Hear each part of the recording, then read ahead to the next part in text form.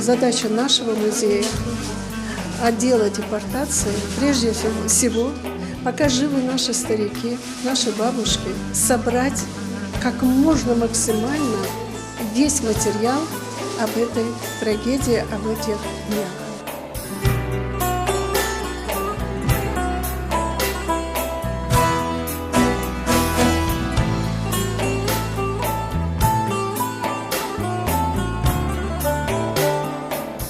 Там есть марама, женское головное покрывало, которое принадлежало Айше Абдуль. Это матери героя Советского Союза Абдуль Тифука. Здесь представлен поезд из моей семьи.